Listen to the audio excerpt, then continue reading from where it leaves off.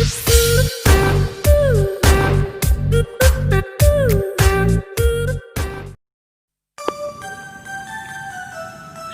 saudara-saudara terkasih di dalam Kristus Yesus. Dalam rangka merayakan Natal dan hari ulang tahun yang ketiga dari GBI Jemaat House of Mercy, akan diadakan ibadah Natal dan HUT ketiga GBI Jemaat House of Mercy secara tatap muka atau offline dan juga secara online di channel YouTube. Tema Natal tahun ini adalah Yesus datang untuk menyelamatkan umat manusia. Acara ini diadakan pada hari Minggu 13 Desember 2020 pada pukul 10 waktu Indonesia bagian Barat, bertempat di Hotel Fiducia lantai 7 Pondok Gede, dan dengan pembicara Pastor Dr. Hanan Soeharto, Master of Theology. Oleh karena acara ini diadakan menggunakan aturan protokol kesehatan yang berlaku, maka apabila saudara-saudari berkeinginan menghadiri acara secara tatap muka, dapat mendaftarkan diri saudara pada GBI Home Chapter di mana biasa saudara beribadah. Demikian pengumuman ini kami sampaikan. Tuhan Yesus memberkati. Amin.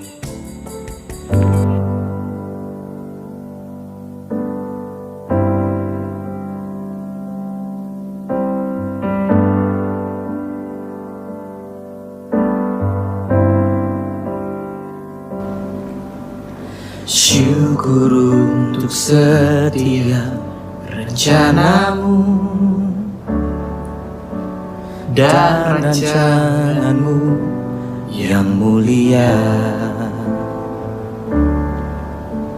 Dalam satu tubuh kami bersatu menjadi duta kerajaanmu. Ucapkan berkat atas Indonesia, biar kemuliaan Tuhan akan nyata.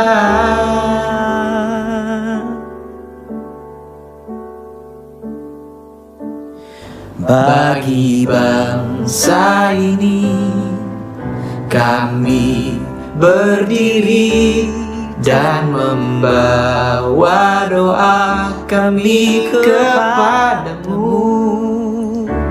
Sesuatu yang besar pasti terjadi dan mengubahkan negeri kami. Hanya namamu Tuhan ditinggikan atas seluruh bumi.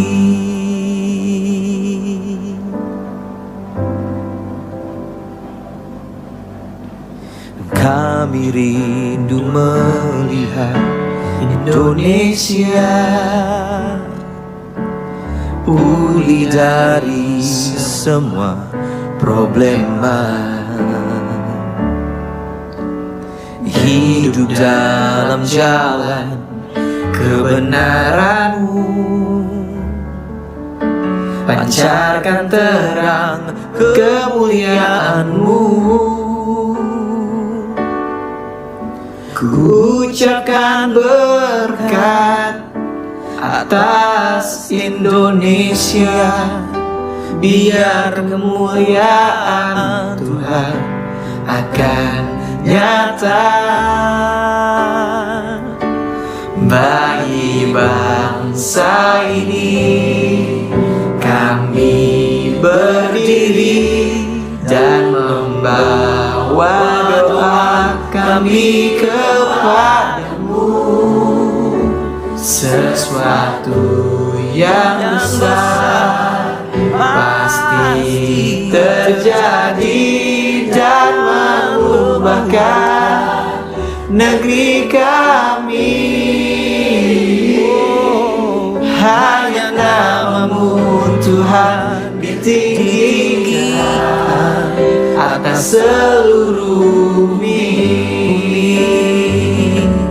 Bagi bangsa ini kami berdiri dan membawa doa kami kepadamu.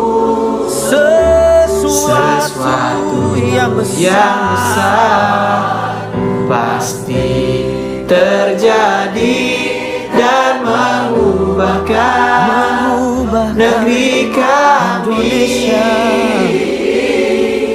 Hanya nama-Mu Tuhan ditinggikan atas seluruh bumi.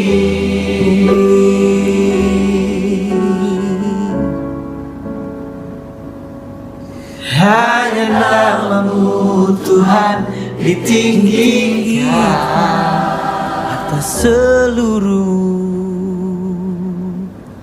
bumi. Bersyukur buat kebaikan Tuhan bagi setiap kita yang percaya kepada Dia.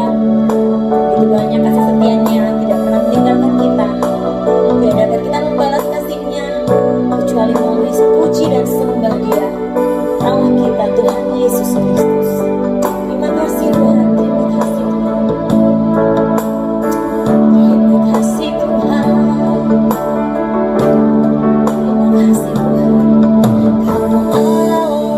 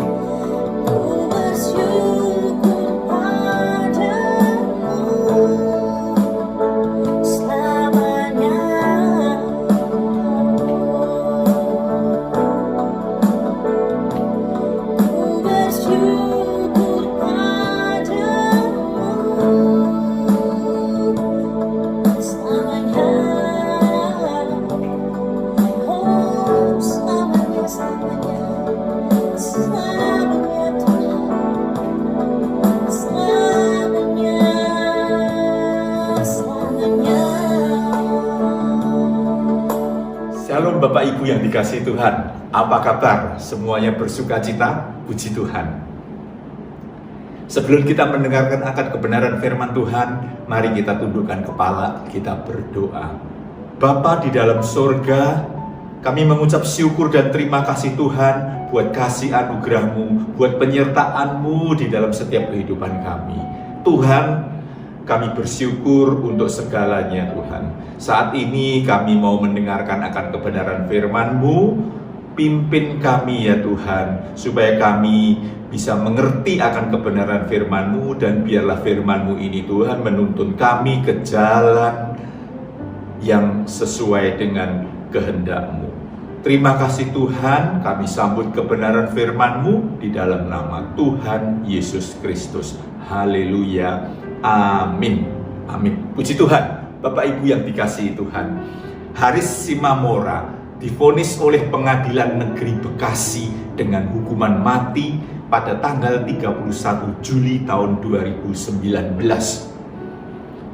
karena terbukti bersalah melakukan pembunuhan berencana terhadap Daperun Nainggolan, istrinya dan 2 orang anaknya.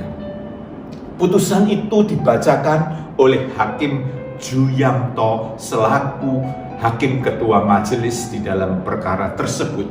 Ketika Hakim Juyamto membacakan putusan tersebut, ada suatu peristiwa yang menarik perhatian banyak orang. Hakim Juyamto ketika membacakan vonis tersebut, sampai pada saat membacakan pokok amar putusannya, Hakim Juyamto tiba-tiba tertunduk diam dan dia mohon izin terhadap persidangan itu supaya ia diizinkan untuk berdoa terlebih dahulu. Kemudian Hakim Juyamto berdoa menurut kepercayaannya, dan pada intinya doanya adalah, "Ya Allah, aku berlindung kepadamu dari kesesatan, dari ketidaktepatan, dari kekeliruan, dari keterpelesetan. Kiranya Engkau menolong Tuhan." Itulah doa yang diucapkan oleh Hakim Juyamto. Setelah selesai dia berdoa, kemudian dia melanjutkan pembacaan putusannya. Sambil memegang palu di tangan kanannya, Hakim Juyamto melanjutkan pembacaan putusan tersebut, menyatakan terdakwa Aris Sandigon alias Haris alias Ari telah terbukti secara sah dan meyakinkan bersalah melakukan tindak pidana pembunuhan berencana dengan pencurian dan pemberatan. Oleh karenanya menjatuhkan pidana terhadap terdakwa Aris Sandigon alias Haris alias Ari dengan hukuman mati. Setelah itu palu diketokkan, dan peristiwa itu mengingatkan kepada kita betapa pentingnya doa di dalam kehidupan setiap orang. Hakim Juyamto meminta hikmat, meminta nasihat, meminta tuntunan kepada Tuhan sebelum dia memutuskan perkara tersebut dengan hukuman mati. Memang benar, kita harus terus-menerus berdoa dengan benar, berdoa dengan tidak berkeputusan, berdoa sebagai napas kehidupan kita, berdoa sebagai gaya hidup kita. Sebab berdoa adalah sarana dialog, sarana komunikasi, interaksi dengan Tuhan Sang Maha Kuasa, pencipta langit dan bumi ini. Atas dasar itulah Bapak Ibu yang dikasihi Tuhan, pada kesempatan ini saya akan menyampaikan kebenaran firman Tuhan dengan judul Marilah Berdoa dengan Benar. Marilah kita berdoa dengan benar yang didasarkan dari Injil Markus pasalnya yang pertama, ayatnya yang ke-35. Markus pasal 1 ayat 35, demikian firman Tuhan. Pagi-pagi benar, waktu hari masih gelap, ia, dalam hal ini Yesus, bangun dan pergi keluar. Ia pergi ke tempat yang sunyi dan berdoa di sana. Bapak Ibu yang dikasihi Tuhan, dalam ayat yang kita baca ini jelas-jelas tersirat bahwa Tuhan Yesus memberikan teladan kepada kita. Tuhan Yesus memberikan contoh. Tuhan Yesus sebagai patron supaya kita mengikuti Dia. Dan di dalam kehidupan Tuhan Yesus yang harus kita ikuti itu, Yesus menempatkan doa sebagai hal yang utama. Yesus menempatkan doa sebagai hal yang terpenting dalam hidupnya.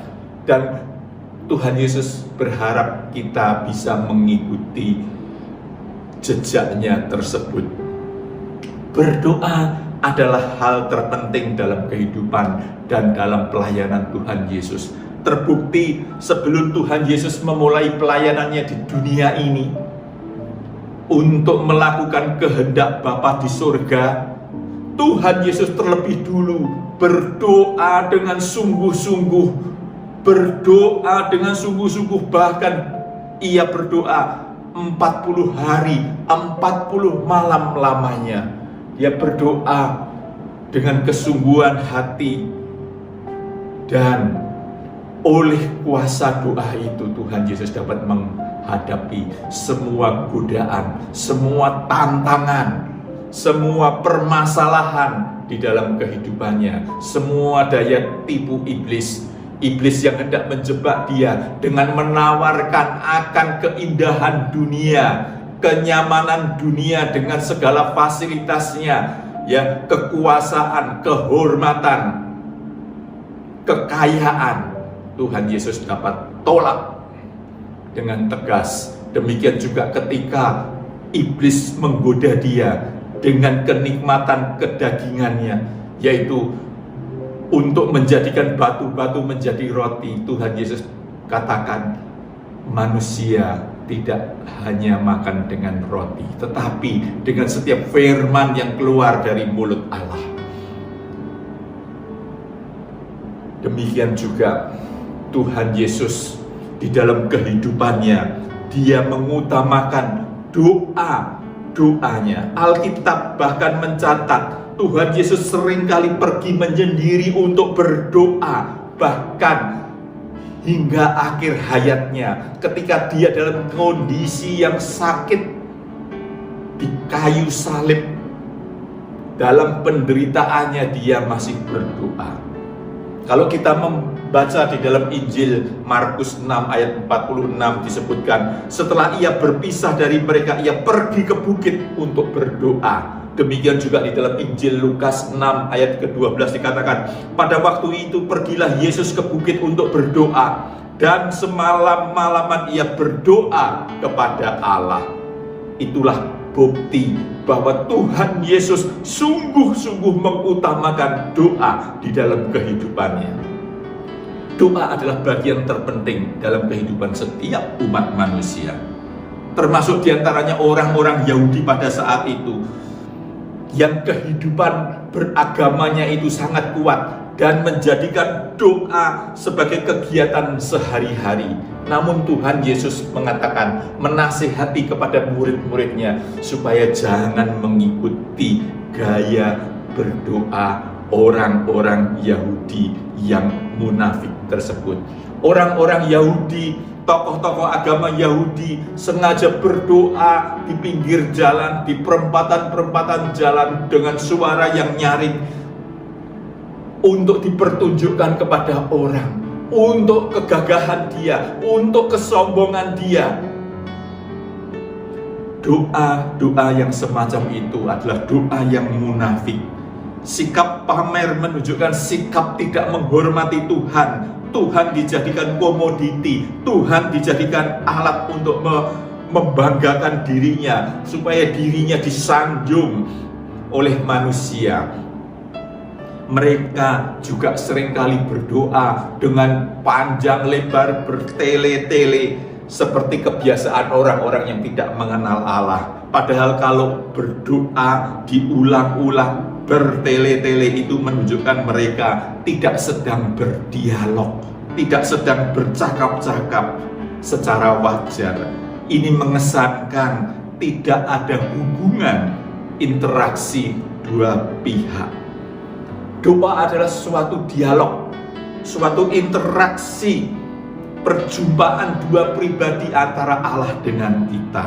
Jadi di dalam berdoa, kita jangan sekedar mengucapkan kata-kata yang tidak bermakna. Bahkan jangan kita memerintah-merintah Tuhan dengan permintaan-permintaan, keinginan-keinginan kita yang sesuka hati kita.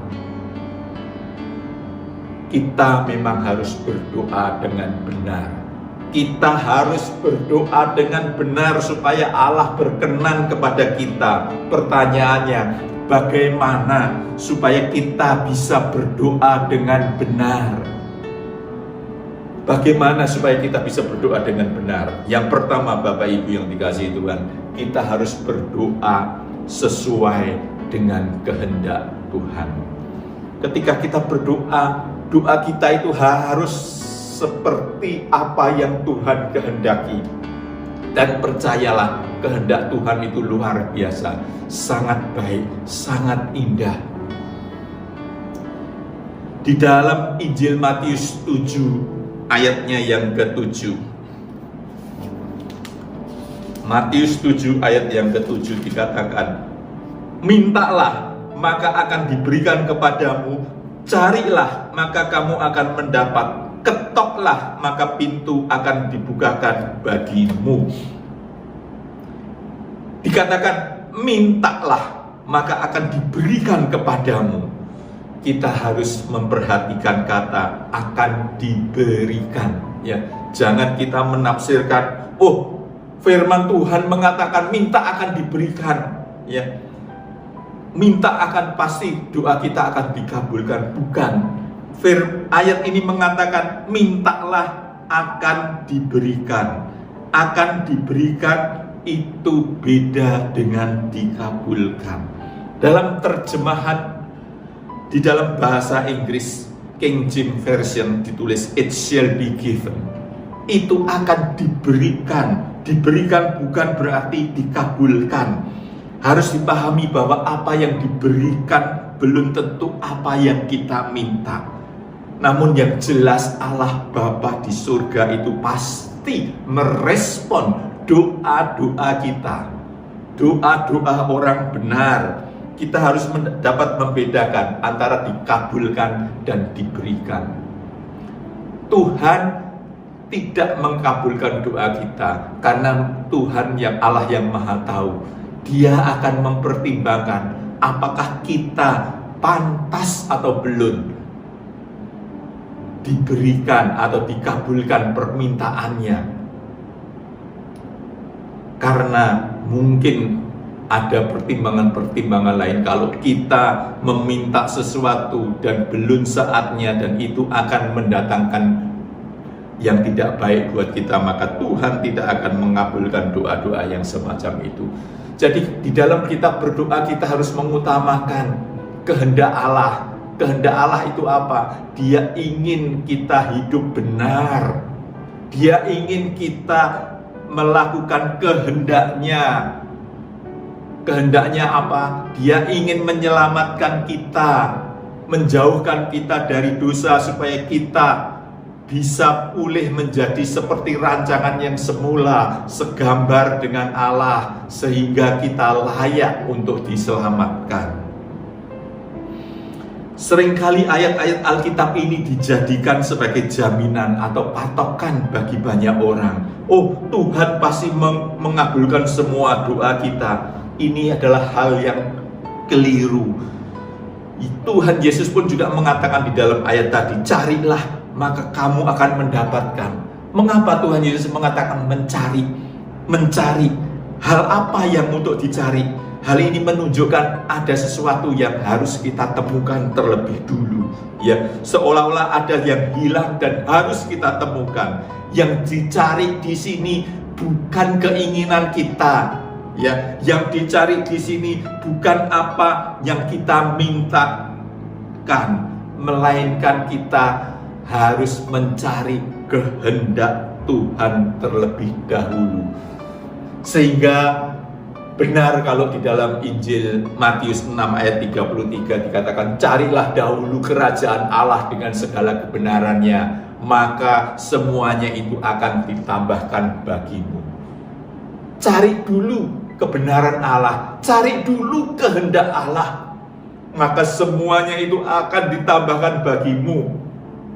Apa yang ditambahkan? Bukan keinginan kita.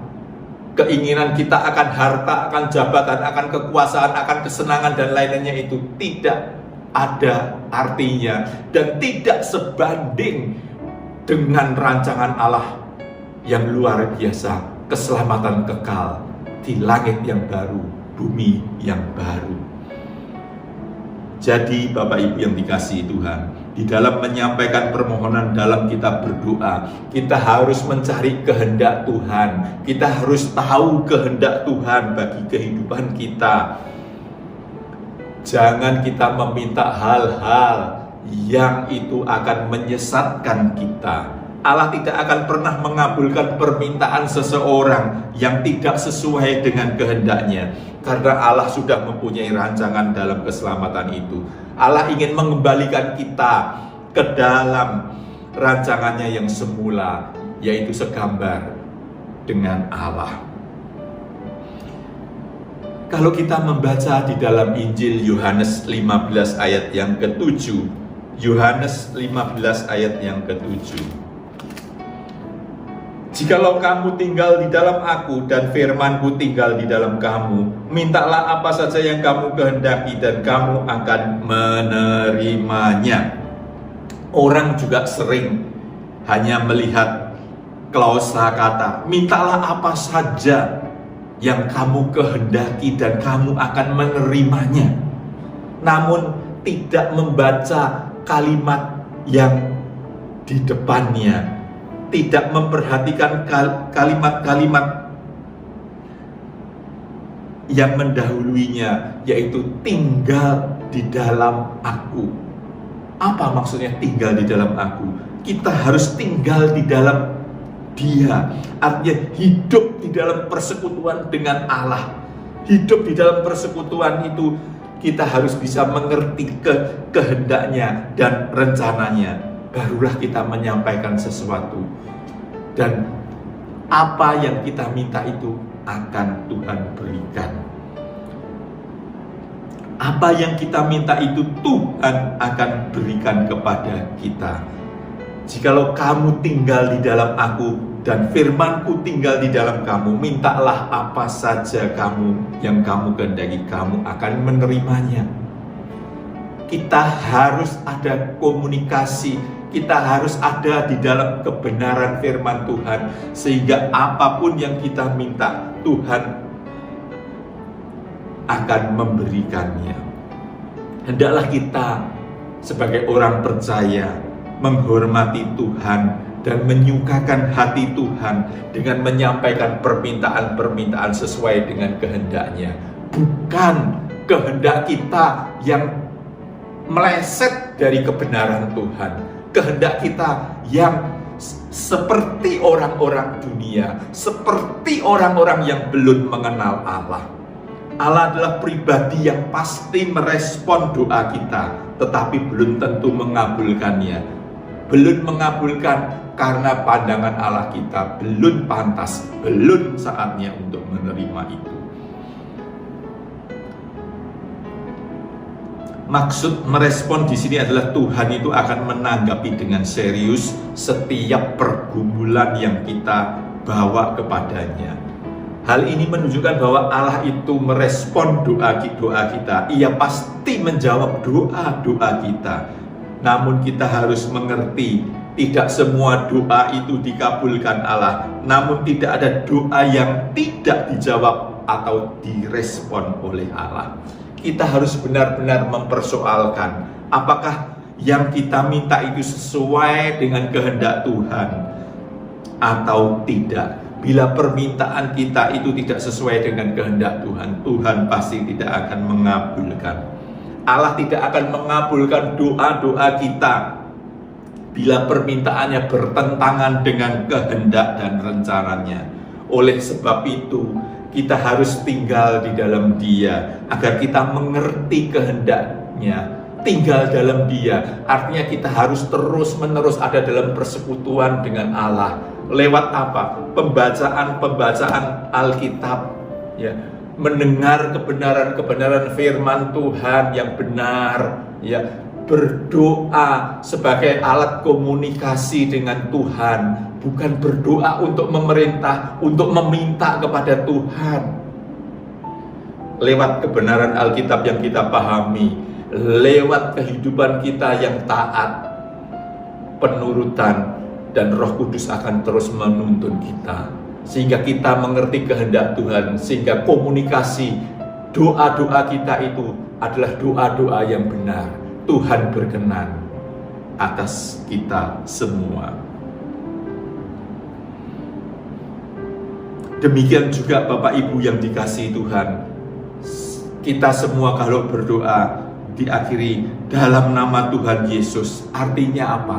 Artinya isi doa kita itu sesuai dengan kehendak Tuhan Yesus. Allah tidak memberikan sesuatu apapun yang tidak sesuai dengan kehendaknya. Ini berarti Allah pasti memberikan apa yang kita minta, asal permintaan kita itu sesuai dengan kehendaknya. Dan hendaknya kita juga tidak turut terjebak dengan ajaran-ajaran yang sering terpeleset. Banyak orang berpendapat seolah-olah dengan iman seseorang itu dapat mengatur Tuhan, ya. Banyak sebagai contoh, oh, imani saja, imani kamu sudah menerima, imani kamu sudah menerima. Bukankah firman Tuhan mengatakan, mintalah kamu akan mendapat. Pengertian tersebut bertolak belakang dengan pengertian iman yang benar. Iman itu apa? Iman adalah penurutan terhadap kehendak Allah.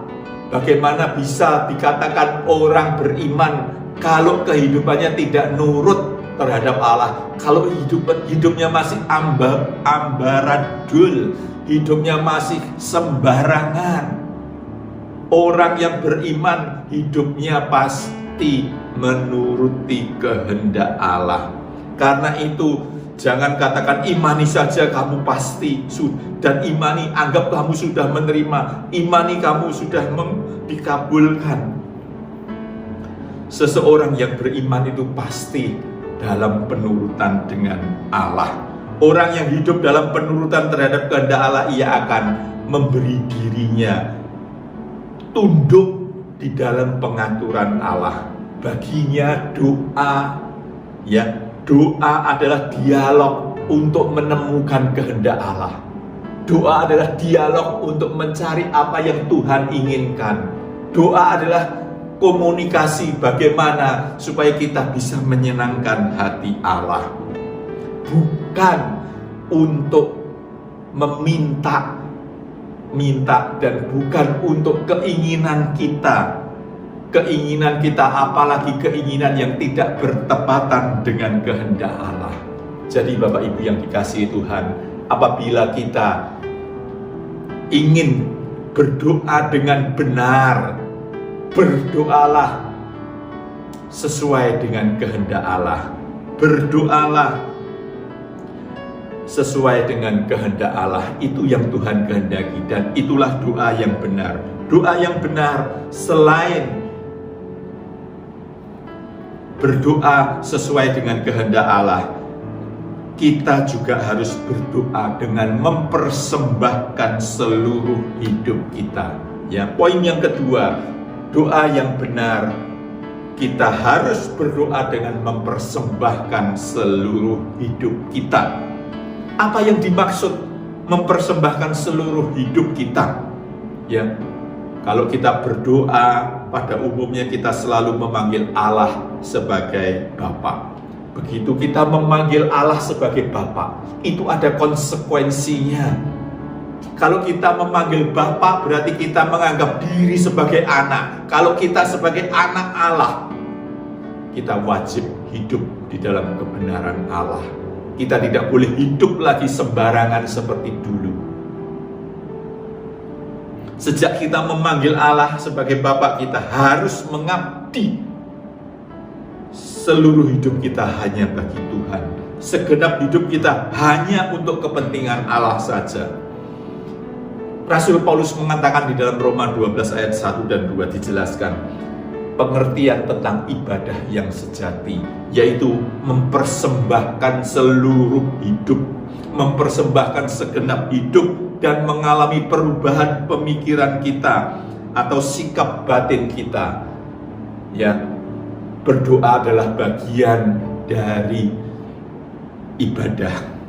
Ini berarti kita kalau mau berdoa dengan benar, kita harus bisa menyerahkan seluruh hidup kita kepada Allah. Kita harus mengembangkan potensi, kemampuan, kekuatan untuk kepentingan Allah saja. Berdoa secara benar dalam konteks umat perjanjian baru adalah mempersembahkan seluruh kehidupan kita bagi Allah. Kalau umat-umat dalam perjanjian lama, mereka mempersembahkan korban bakaran, dan itu telah digenapi dan digantikan oleh Kristus di dalam di atas kayu salib. Sehingga saat ini kita di dalam menyembah Allah, di dalam berdoa kepada Allah, kita harus mempersembahkan segenap hidup kita. Artinya kehidupan kita yang benar, kehidupan kita yang kudus, kehidupan kita yang sesuai dengan kehendak Allah, itu yang harus kita persembahkan untuk kemuliaan Allah. Kalau dalam kehidupan orang beragama pada umumnya, berdoa hanya merupakan tindakan tertentu, pada waktu tertentu, di tempat tertentu, kadang-kadang dengan cara tertentu.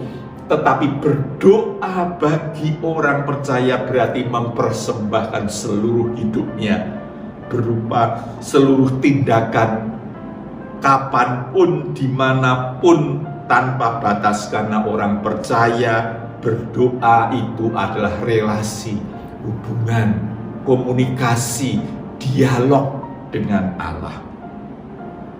Dan itu terjadi setiap saat, setiap menit, bukan pada saat-saat tertentu saja.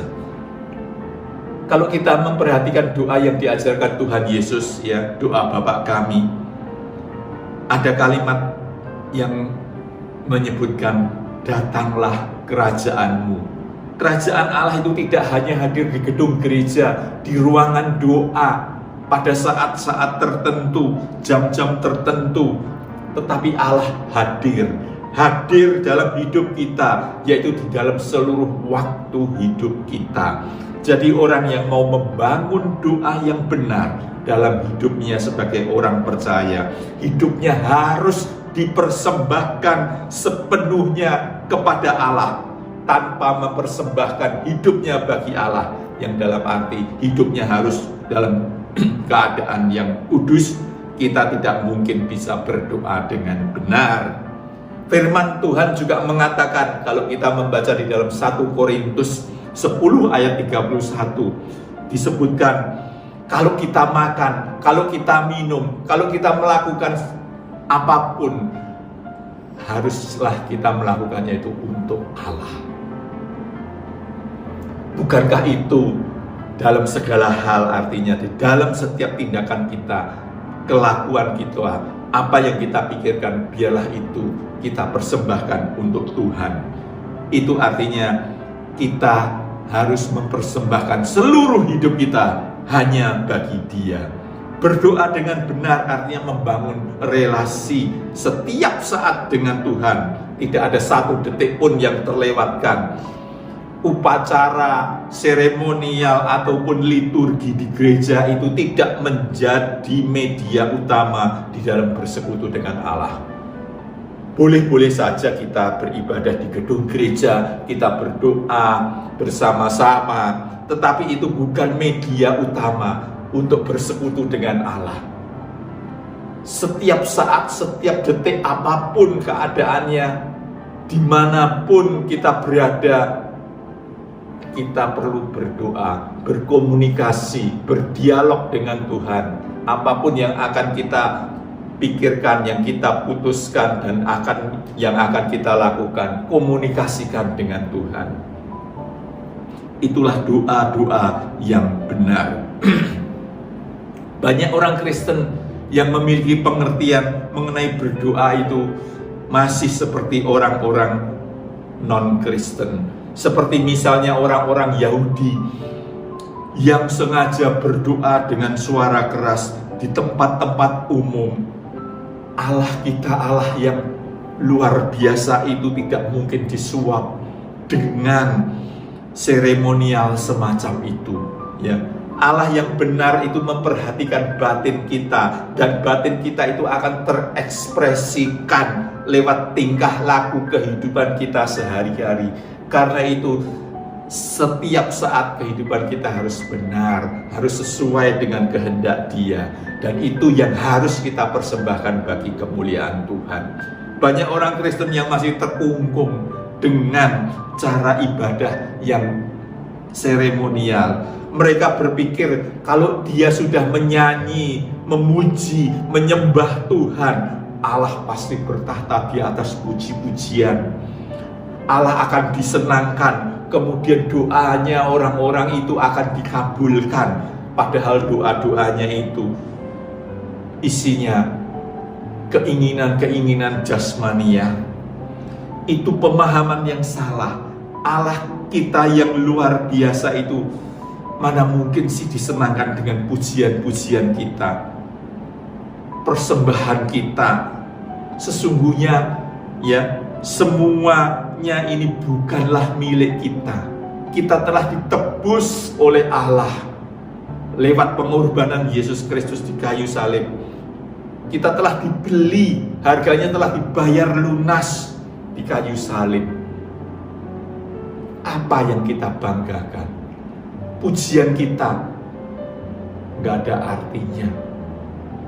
Mari kita persembahkan segenap hidup kita, bukan hanya dengan mulut kita memuji Tuhan, bukan lewat ibadah-ibadah seremonial yang hanya untuk kita supaya disanjung. Tetapi bila kita ingin berdoa dengan benar setiap saat, dimanapun, kapanpun, yang penting hidup kita benar, hidup kita berkenan kepada Allah, dan itu harus kita persembahkan bagi kemuliaan Tuhan. Jadi orang yang mau membangun doa yang benar, seluruh hidupnya harus dipersembahkan sepenuhnya kepada Allah. Bukan cuma datang ke gereja, mengikuti liturgi, ngasih persembahan, terus merasa sudah benar, terus merasa sudah pasti doanya dikabulkan. Padahal setelah ikut liturgi di gereja, pulang dengan gaya, tingkah, kelakuan yang masih seperti orang dunia. Orang-orang semacam itu tidak bisa berdoa dengan benar. Agar kita bisa berdoa dengan benar, kita harus terlebih dulu mempersembahkan seluruh hidup kita bagi Tuhan. Dan isi doa-doa kita ini harus sesuai dengan kehendak Tuhan, yaitu apa yang baik, yang berkenan kepada Allah, dan yang sempurna. Bukan keinginan hal-hal yang jasmaniah, keinginan-keinginan yang duniawi, yang sifatnya sangat fana dan sangat sebentar. Mari kita berdoa dengan benar, berdoa sesuai dengan kehendak Allah, persembahkan hidup kita hanya bagi kemuliaan namanya. Maka kita akan bisa berdoa dengan benar, berkomunikasi dengan Allah, bersekutu dengan Allah. Kiranya kebenaran firman Tuhan ini akan mengubahkan gaya hidup kita, doa kita menjadi doa yang benar. Amin. Mari kita tundukkan kepala kita, berdoa kepada Allah. Bapa yang bertahta di dalam kerajaan surga, kami bersyukur atas kebenaran firman-Mu. Ampuni dosa kami ya Tuhan. Mampukan kami untuk taat dalam tuntunan Roh-Mu yang kudus, agar kami layak mempersembahkan hidup kami bagi kemuliaan nama-Mu. Dan mampukan kami untuk melakukan kehendak-Mu. Dalam nama Tuhan Yesus kami berdoa. Haleluya. Amin.